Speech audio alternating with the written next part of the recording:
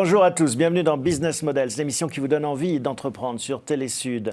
Vous le savez, l'eau est au cœur de nos vies, c'est un élément vital et c'est logique, elle attire de plus en plus d'entrepreneurs.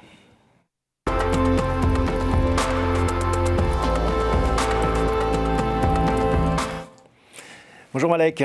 Bonjour Thomas. Bienvenue dans Business Models. On va parler avec vous aujourd'hui de France Industrie Assainissement, une entreprise à laquelle vous êtes associé et qui est un spécialiste de l'eau. Je vous laisse faire le pitch. Tout à fait. Alors sur France Industrie Assainissement, pour commencer, vous connaissez tous la fameuse phrase « l'eau c'est la vie ».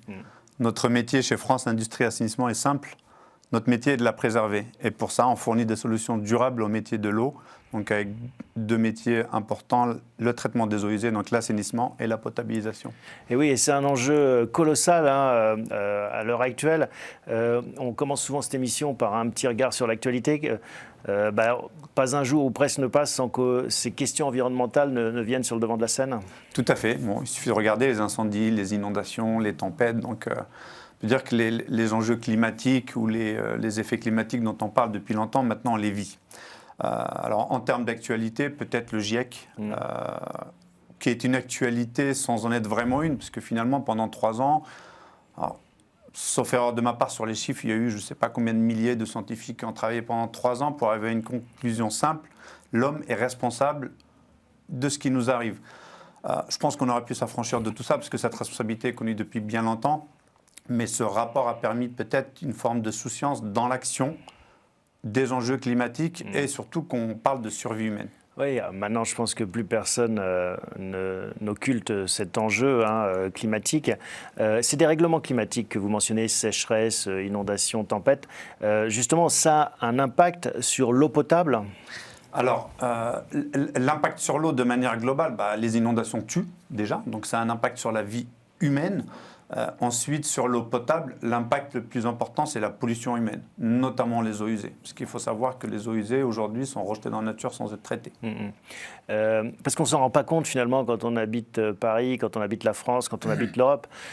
Mais il y a des enjeux colossaux à l'échelle de la planète.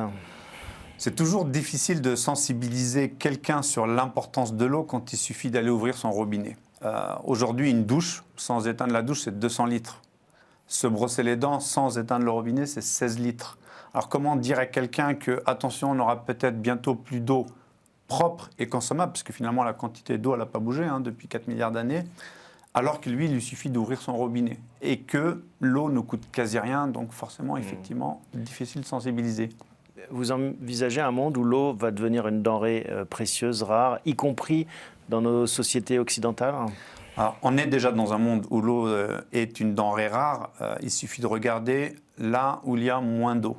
Alors, comme je le disais, la quantité d'eau est la même. Donc, à partir de là, quand il y en a peu dans un endroit, il y en a plus ailleurs. Donc, la difficulté réside toujours dans le transport. Le souci majeur, c'est que la quantité d'eau disponible pour être bue, donc je ne parle pas de l'eau salée, qui représente 97% de l'eau disponible, elle est de plus en plus polluée. Donc, finalement, le souci, c'est vraiment une qualité d'eau. Et celle-là va devenir une problématique mondiale et aussi occidentale. C'est recyclable à l'infini ?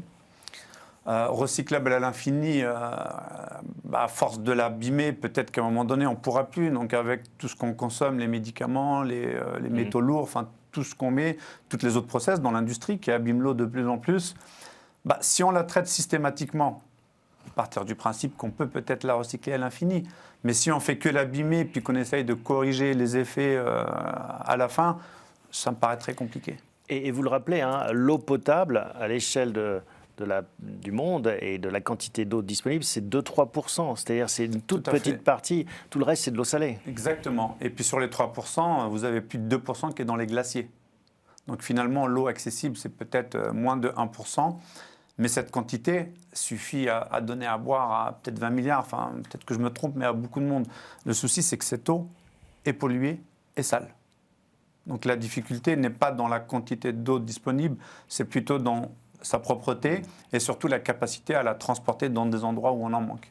Bon, justement, on va voir pourquoi de ce besoin vital vous en avez fait, vous participez au développement de cette entreprise FIA.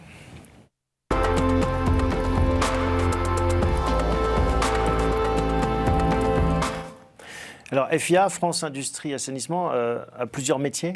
Oui, alors comme son nom l'indique, l'assainissement est notre mission principale. Aujourd'hui, on a un bureau d'études. Donc, on est capable de dimensionner des ouvrages. Donc, on travaille avec les majors, donc Veolia, Suez, Lassor, Vinci. On est aussi équipementier. Donc, on fournit des équipements avec quelques équipements exclusifs de grands groupes internationaux, alors en France, en Afrique, en tout cas sur nos marchés. De ces deux métiers est né en fait un troisième métier qui est intégrateur. C'est-à-dire qu'avec le temps, on est capable de mener directement un projet dans sa globalité. Et cela nous a donné envie, il y a 3 ans et demi, d'aller encore un peu plus loin et de devenir industriel. Donc c'est un quatrième métier. Alors, ce n'est pas un quatrième métier, parce que finalement, c'est dans le fait d'être industriel et de fabriquer nos propres équipements, et puis en essayant d'innover, surtout sur la façon de faire l'eau, ça regroupe, la partie études, parce qu'il a fallu concevoir ces équipements, ces solutions. Ensuite, la partie équipement, parce que cette fois, c'est les nôtres. Et puis intégrateur, parce qu'on distribue nos équipements.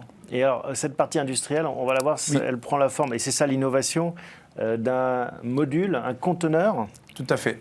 Qu'on va découvrir, que je vais vous laisser nous commenter. Alors, c'est quoi l'originalité de ce produit? L'idée, on a essayé de réfléchir il y a 3 ans et demi avec Jacques, mon associé, le traitement de l'eau comme un écosystème plutôt qu'un système de traitement. Donc l'idée, c'était d'avoir un cercle vertueux. Donc on prend un container et puis on en fait une station qui est mobile, qui est connectée, qui est flexible. Ça veut dire qu'on est capable de monter et descendre. J'ai beaucoup de monde, je rajoute du container, j'en ai moins, je le prends, je le déplace, je le mets ailleurs. Donc ça répondait à pas mal de problématiques. Donc la mobilité permet aussi, typiquement quand on parle de camp de réfugiés, donc de dire tiens, le camp a bougé, la station peut aussi suivre. Donc là, à l'image, vous avez la première station installée. C'est où ça? C'est à Rottbilière, dans la vallée de la Vésubie. Suite aux inondations, la station traditionnelle a été emportée. Donc en prise au sol très faible, donc ça répondait parfaitement aux besoins. Et on est surtout moins cher. On a réussi, alors d'un point de vue théorique, on avait annoncé 1000 équivalents habitants dans la station. Vinci nous a fait confiance parce que ça faisait 3 ans qu'on travaillait dessus, mais c'était que de la théorie. Puis finalement, Vinci nous a suivis. Donc en 3 mois, on a installé cette première station. Et avec plus que 1000 habitants pour cette station. La pratique nous a amené à 1500 équivalents habitants dans un conteneur 40 pieds. Un conteneur 40 pieds, c'est l'équivalent d'eau potable pour 1500 habitants. Assainissement, traitement des eaux usées. Ce conteneur est une station d'épuration, une STEP en fait. Donc on rentre de l'eau usée et en sortie, on a de l'eau aux normes pour pouvoir être rejeté dans la nature. Je parlais tout à l'heure d'écosystème de traitement. L'idée justement, c'est qu'en sortie, on va avoir de l'eau et des boues. Donc cet écosystème permet de valoriser les boues pour en faire de l'engrais et être vendu comme compost ou engrais aux agriculteurs. L'eau en sortie est aussi valorisée, soit pour l'irrigation, à d'utilisation industrielle, pour la réutiliser dans les process industriels, ou encore en faire de l'eau potable. Mais là, c'est 2 métiers différents, la valorisation des boues, la valorisation de l'eau. Et j'imagine qu'il y a aussi l'enjeu de la rapidité d'installation, parce que construire une station d'épuration, c'est compliqué. Là, en combien de temps on peut être... En 4 mois, c'était en prod. Et alors que des projets de STEP, c'est 18 mois. D'accord, donc il faut 4 mois quand même entre le moment où je pose mon conteneur et le moment où ça fonctionne? Non, le conteneur a été livré en mai et en juin, il était fonctionnel. D'accord. Donc c'est très rapide. Entre le moment où c'est posé et fonctionnel, ça va vite. Après, aujourd'hui, il y a quand même un temps d'analyse du site. Ouais. Forcément, on parle de traitement de l'eau. Qu'est-ce qui nous arrive comme qualité d'eau? Donc il y a quand même un peu d'études avant. D'accord. Et ça, du coup... c'est une révolution ou pour l'instant c'est encore marginal, c'est perçu comme, j'allais dire, gadget, ou est-ce que c'est en train de remplacer les stations? Alors, gadget, je ne pense pas. Après, encore une fois, j'aime bien rappeler que l'entrepreneur, on le voit souvent quand il y a un gadget qui fonctionne. Il commence souvent comme ça. On oublie qu'il y a des années derrière. Voilà. SpaceX, quand on voyait des fusées réutilisables, c'était considéré comme bizarre au début, puis maintenant c'est la norme. Ça fait 3 ans et demi que nous on travaille sur ce dossier-là. Donc quand on a parlé du premier, effectivement, tiens, c'est marrant, c'est dans un container, c'est sympa. Vous faites du recyclage de containers? Non, on fait du traitement de l'eau usée. Donc on fait exactement ce que font les grandes stations d'épuration. Voilà, donc effectivement, on était perçu plutôt, tiens, c'est marrant, je vais poser mon container, je vais traiter l'eau.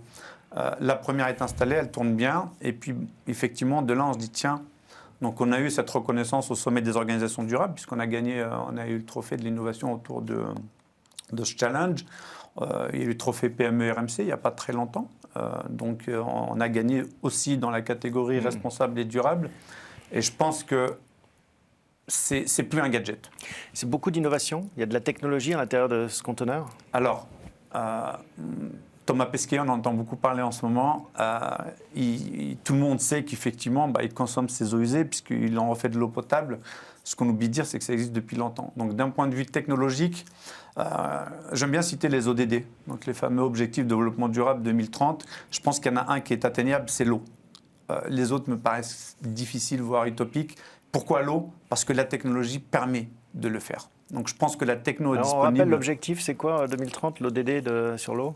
De l'eau, on a ce fameux chiffre de 80% des eaux usées rejetées dans la nature sans aucun traitement au niveau mondial. Donc l'objectif, en tout cas chez nous, c'est de réduire ce chiffre. C'est sûr que c'est un marché pour vous, pour EFIA. C'est un marché, en même temps, c'est un beau marché parce que plus la société marche, plus on sauve des vies, plus on préserve la planète. Donc finalement, c'est un très beau marché. Absolument. Alors, on a parlé un peu de ce que vous installiez ici en Europe, mais l'Afrique, c'est aussi une géographie intéressante pour votre entreprise. Je reviens à ce fameux Aquamax container. Il y a 3 ans et demi, moi j'ai travaillé 20 ans en Afrique. Donc il y a 3 ans et demi, quand on a pensé container, on pensait marché africain justement parce que pas équipé. Puis moi j'en viens, j'y ai travaillé, donc j'y suis né surtout. Moi je suis né en Kabylie. Et vous avez des souvenirs justement de ce manque d'eau, enfant? Vous connaissez la valeur de l'eau, vous avez grandi, il n'y avait pas un robinet qui coulait comme ça. Je suis né sans robinet d'eau, donc je suis né dans un village sans eau et électricité. Donc je suis arrivé en France effectivement à l'âge de 8 ans. Et les premières années, je les ai fait ces quelques kilomètres pour aller chercher de l'eau. Et j'ai aussi appris que le plus compliqué n'était pas forcément d'aller la chercher. Il fallait la préserver le plus longtemps possible pour ne pas faire ses allers-retours tous les jours. Donc effectivement, ces premières années m'ont permis de comprendre la valeur pas uniquement de l'eau, mais de chaque goutte d'eau. Donc effectivement, sur la partie... Et alors on vient à l'Afrique du coup, alors vous vous êtes dit c'est peut-être un marché intéressant? Donc l'Afrique, on s'est plutôt dit comment on peut aider les gens. On voulait vraiment avoir un impact environnemental et sociétal positif, d'où cette idée d'écosystème. Et l'idée, c'est de dire je pose un container et l'eau est valorisée en sortie, donc création d'emplois. Les boues aussi sont valorisés en sortie, création d'emplois. Il ne faut pas que ça soit trop cher. Idéalement que ça soit mobile, connecté. Donc cet écosystème Aquamax a été pensé initialement pour le marché africain. Le fait que la première station soit installée dans la région de Nice, ça a été plutôt une bonne surprise pour nous parce qu'on n'avait pas visé forcément ce marché-là. Et puis finalement on dit oui mais non, l'emprise au sol pour nous aussi est importante parce que le terrain a un coût, la rapidité de déploiement, et puis surtout c'est beaucoup moins cher. Et puis en France, on ne traite pas non plus les eaux usées. On est hyper bien équipé, donc on n'a vraiment pas à rougir parce qu'on est dans le top mondial des pays qui traitons le mieux l'eau, mais il y a encore des manques. Donc finalement, on s'est retrouvé aussi sur le marché occidental. Mais initialement, c'était vraiment le marché africain qu'on visait et qu'on continue à viser puisqu'on a ouvert 5 bureaux là-bas. Oui, c'est ça la question, parce que du coup, en tant que chef d'entreprise, on peut se dire, tiens, je vais aller là où c'est le plus facile, le plus rapide. Tout à fait. Vous continuez à avancer sur les deux Oui, axes. bien sûr. On a ouvert 5 bureaux en Afrique, donc on est présent à Abidjan, à Dakar, et Algérie, Maroc, Tunisie. Donc on a des partenaires sur place et des partenaires dans l'eau. Parce que l'objectif pour nous, c'est d'avoir des gens qui soient capables de poser nos équipements, les maintenir, etc. Et dans les 5 pays que je vous ai cités, on a déjà des clients. Donc on travaille déjà en Afrique. Le business model, puisque cette émission s'appelle Business Model, donc on s'intéresse à la façon dont les entreprises gagnent de l'argent. Alors, je pense qu'on a le meilleur business model au monde. Alors, il faut le partager avec tous ceux qui nous écoutent. On est payé pour préserver la planète et sauver des vies humaines. 2 chiffres pour vous montrer un petit peu ça. 80% des eaux usées sont rejetées dans la nature sans aucun traitement. Donc, ces chiffres sont disponibles et on veut le contraire à horizon 2030. 80% rejetés. On aimerait. L'inverse serait peut-être trop beau parce que... alors juste, je finis quand même sur cette partie chiffre et je vais répondre à ta question. Donc le modèle économique est simple. Plus on a de stations installées, plus on traite l'eau, plus on réduit ces chiffres, plus on préserve la planète. Et quand on dit 80% rejetés sans traitement et qu'on enlève les pays occidentaux qui traitent très bien, ça veut dire qu'il y a beaucoup de pays où 100% est rejeté sans aucun traitement. On rentre d'un pays la semaine dernière dans une ville où on a appris justement que la ville était à 100% rejetée. Ça, c'est le premier chiffre. Donc on a quand même un modèle économique où plus on gagne de l'argent, plus on préserve la planète. Ouais. Le deuxième chiffre, qui est peut-être moins drôle, c'est que pendant la demi-heure qu'on passe ensemble, Thomas, on va avoir 210 personnes qui vont mourir à cause de l'eau insalubre. Et sur ces 200 personnes, 90% ont moins de 14 ans. Ouais. Donc on voit aussi l'urgence de ce qu'on est en train de faire. Donc l'autre modèle économique est également, plus la société fonctionne, plus on sauve des vies humaines. D'accord. Donc ça, c'est la mission. Mais le modèle économique, c'est quel est le client? C'est plutôt des collectivités, Alors des aujourd'hui, c'est mairies, plutôt des collectivités. Donc effectivement, les mairies, etc., c'est nos premiers clients. ou des industriels de l'eau? Des industriels de l'eau, parce que finalement, on salit aussi l'eau pour fabriquer des choses. Donc l'idée, c'est que ce qu'on appelle les eaux de process d'ailleurs, hein. Mais l'eau de process, on peut aussi la récupérer, la retraiter, puis la réinjecter dans le process plutôt que de la rejeter dans la nature. Et c'est un achat du matériel ou il y a un abonnement? Comment ça fonctionne? Alors, tu as parlé tout à l'heure d'innovation, donc effectivement, on a un média, hein, parce que le traitement de l'eau, c'est bactériologique, hein, donc plus tu as de bactéries, plus tu traites. Et ce qui nous permet d'avoir ce bon résultat dans le container, c'est qu'on a un brevet sur justement un média qui permet de capter beaucoup de bactéries. Donc il y a une innovation technologique. Il y a aussi une innovation sur le modèle économique. Notre objectif est de dire, Thomas, tu as besoin d'une station, tiens, je te la pose, et puis c'est tant tous les mois. Et pour aller encore plus loin, mais à plus long terme, c'est de dire, on pose des stations et on est payé en fonction du mètre cube traité. D'accord. Voilà. Donc effectivement, il y a une rupture sur le modèle. En fait, hein. Exactement, tout à fait. C'est quoi les ambitions de France Industrie, Assainissement, FIA? Alors, les ambitions, c'est ce combat sur ces deux chiffres-là. Ensuite, notre ambition, c'est d'avoir des centaines, voire des milliers de stations posées. Donc l'actualité nous motive à aller encore plus loin avec les prix que nous avons eus. On a des personnes qui nous rejoignent par conviction. Donc Blaise Matuidi, hein, le fameux joueur de foot que tout le monde connaît. Qu'est-ce qu'il vient faire là-dedans, Blaise? Alors, Blaise Matuidi est très impliqué auprès de la jeunesse, notamment en Afrique. Et quand il a entendu ce sujet de l'eau et ces problématiques d'eau, finalement, dans ses actions auprès des jeunes, il les a vécues. Donc, ça lui a parlé. Et donc, l'idée, c'était, quand on a discuté, c'est vraiment d'avoir un partenaire actif. Donc, ce n'est pas un associé passif, mais vraiment actif dans le projet. Il associe son image à ce projet? Exactement. Ça va être l'idée. Il investit aussi de l'argent? Il investit aussi un peu d'argent. Parce que tout ça, j'imagine, coûte de l'argent. Tout à fait. C'est capital intensive, comme on dit. C'est-à-dire qu'il y a besoin de beaucoup d'argent pour financer ces containers, les installer. Tout à fait. Là, vous arrivez à trouver ces financements? Aujourd'hui, on a tout fait en fonds propres parce qu'on s'était fermé au départ, hein, pour être totalement transparent. Depuis, on a été sollicité. On a ouvert le capital il y a très peu, hein, donc sur une levée de fonds d'1,5 million, pour donner le chiffre, qui est en cours, avec cette idée de créer un petit centre R&D et un premier centre de fabrication. Parce qu'aujourd'hui, le premier Aquamax, on l'a sous-traité. Donc, notre prochaine étape, c'est l'usine, embaucher du monde, parce qu'on cherche du monde en ce moment, parce que la société est en train de croître, hein, on a doublé le chiffre d'affaires. Donc après, la partie financement, je pense qu'on a un premier tour qui nous permet de vraiment asseoir le modèle. Et puis ensuite, dans quelques années, on espère aller plus vite. Et les industriels avec qui vous travaillez, vous les avez cités, Vinci, Sor et les autres. Tout à fait. Comment est-ce qu'ils perçoivent ça? Est-ce qu'ils vous disent « Ah ouais, super ou est-ce qu'ils veulent aller plus loin? Alors, je pense qu'on est plutôt bien... On a cette agilité start-up qui nous permet peut-être de faire bouger un peu les lignes, et je pense que c'est vraiment le cas. Nous restons une petite PME, donc l'impact qu'on pourra avoir sera aussi proportionnel à la taille que nous avons. On a besoin d'eux. Donc on discute déjà avec certains, dont Suez, on a beaucoup échangé avec eux, parce qu'on peut être aussi une réponse équipement et matériel à certains besoins. Ils ont leur expertise, leur métier sur les grandes stations. Mais par contre, quand il s'agit d'aller voir un petit village où il y a 1000 âmes, il y a deux façons de faire. On crée une grande station, on enterre des tuyaux dans tous les sens pour ramener les eaux usées, ou on met bien un on traite sur Aquamax. place. Ce qui coûte le plus cher, c'est le ciment, les tranchées et les tuyaux dans une station de traitement des eaux usées. Et nous, on s'affranchit de cette partie-là. Donc on espère plutôt collaborer avec eux sur les endroits où il est compliqué de traiter. Bon, Malek, on va s'intéresser à vous, la personne, l'entrepreneur que vous êtes maintenant dans cette dernière partie.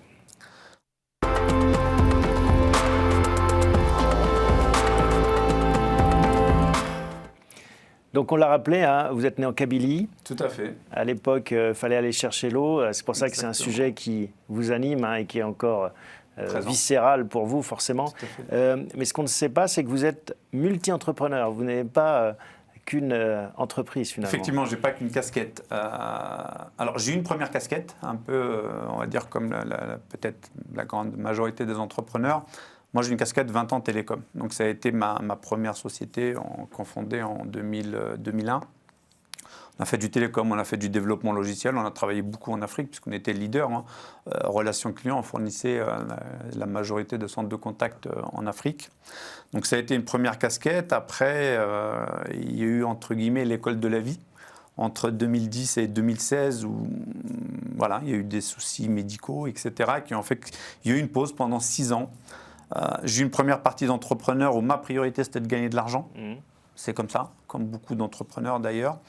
Et ces 6 années-là ont totalement changé le modèle où l'argent est devenu une conséquence de bonnes actions, systématiquement. Ça a été un déclic. Un déclic de 6 ans, mais oui. Oui, C'est un le grand déclic, déclic, un grand déclic, une prise de conscience. Une prise de conscience de pourquoi on fait ça. D'accord. Et après, vous avez dit qu'il faut qu'il y ait du sens dans mes entreprises. Exactement. Il faut qu'il y ait du sens dans les entreprises. Il faut qu'il y ait surtout du sens dans les personnes avec qui je mène mes différents projets. Pour en revenir à la Société de l'eau, donc le fondateur Jacques Momeux, il a créé la société en 2015. Il avait cette expertise de 10 années dans le monde de l'eau et l'industriel, mais il l'a surtout créé sur une expérience humaine qu'il a eue au Cambodge, je crois. Donc il était en costume-cravate, rendez-vous pour la société à laquelle il travaillait à l'époque. Et puis là, dans la rue, il y avait des enfants qui jouaient dans l'eau insalubre. Et là, il s'est dit, tiens, c'est pas possible, il faut que je fasse quelque chose. Donc ensuite, il a créé la société. Donc c'est plutôt les valeurs des gens sur lesquelles je travaille. Donc aujourd'hui, tu as dit multi-entrepreneur, effectivement, j'ai plusieurs sociétés. Alors, on peut parler rapidement des autres casquettes. Alors casquette, l'eau c'est la vie. Si tu dors pas, tu meurs aussi. Donc une société dans le sommeil qui s'appelle Sieste Flash. Et qui permet de faire quoi? Alors on utilise une technologie vieille comme le monde qui s'appelle la micro-sieste. Donc au Japon on appelle ça l'inemuri. C'est très répandu. Les grands groupes, avant chaque grande prise de décision, ils font ce qu'on appelle une micro-sieste. La NASA, c'est quasiment une obligation, tous les collaborateurs. Puis Einstein, Vinci, tout le monde utilisait ça. C'est en 10 minutes, ça te permet vraiment de couper et de repartir avec 25% de productivité en plus sur l'heure et demie qui suit. Mais qu'est-ce que vend l'entreprise? On apprend aux gens à faire ça en entreprise. Donc on a les certifications Calliope, on travaille déjà avec pas mal de grands groupes, mais vraiment en alliant bien-être et performance. Donc Sieste Flash, quoi d'autre? Sieste Flash, l'eau, l'Afrique. Les croyances autour de l'eau en Afrique sont importantes. Donc la notion de culture est pour moi primordiale. On parle beaucoup de RSE. Je crois que je ne sais pas qui a inventé la RSE, mais il manque une lettre, c'est le mot culture. Et la culture, c'est le lien de tout ça. Donc une société, Music & Com, qui produit des spectacles, des artistes, et avec une application aussi pour les artistes engagés. Donc en parlant de cette société, on a écrit un spectacle labellisé Saison Africa 2020 pour sensibiliser à l'eau. On va traverser 9 pays d'Afrique et dans chaque pays, on aborde une thématique. D'accord. Voilà. Est-ce qu'il y a d'autres casquettes? Dans la mobilité, parce que la première société que j'ai créée, que j'ai cofondée suite justement à ces 6 années-là, c'était dans la mobilité. Donc on avait créé un GPS un peu univant, on était monté à 4 millions d'utilisateurs. Donc une dans la mobilité, une dans le transport, parce qu'on essayait d'optimiser aussi un peu tout ça, une dans le sport aussi. Ouais. Comment est-ce que vous faites, Malek, pour avoir autant de casquettes? Comment vous répartissez votre temps, votre énergie? Alors, plutôt que de dire comment je répartis, exactement, j'allais dire plutôt que de parler de la façon dont je répartis mon énergie, c'est plutôt comment je l'optimise. Ouais. La micro-sieste me permet vraiment de faire ça.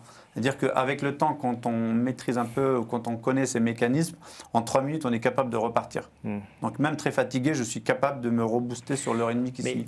Ok, ça c'est l'énergie, mais même, c'est déjà difficile de réussir une entreprise. Comment est-ce qu'on arrive à faire développer plusieurs, parce que c'est des problématiques très différentes à chaque fois. Enfin, c'est peut-être ça qui vous motive. Tout à fait. C'est ce qui me motive, c'est que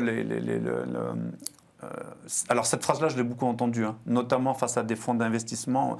Non, Malek, on veut bien parier sur toi, on est prêt à investir, mais les fonds t'arrêtes tout ce que tu fais que ça. Restez focus. Une société égale un produit égale un service. Je l'ai fait pendant 20 ans. Effectivement, ça marche. Ça fait 6 ans que maintenant que je pratique tout à fait l'inverse. Je crois que Vinci l'a pratiqué avec moi, Socrate, Goethe, on a plein de gens qui avaient 50 000 métiers, et puis finalement, ils le faisaient bien aussi.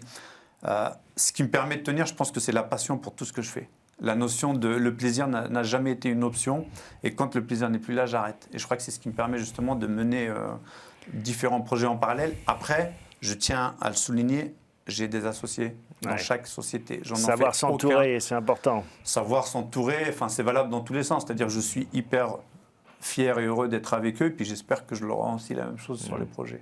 On n'en doute pas, en tout cas, vu l'énergie que vous dégagez et cet enthousiasme. Merci beaucoup, Malek, d'avoir partagé cette aventure entrepreneuriale avec nous. J'espère que ça inspirera tous ceux qui regardent cette émission. Et puis, en tout cas, merci à vous tous de votre fidélité chaque semaine et on se retrouve dès la semaine prochaine pour un nouvel épisode de Business Models.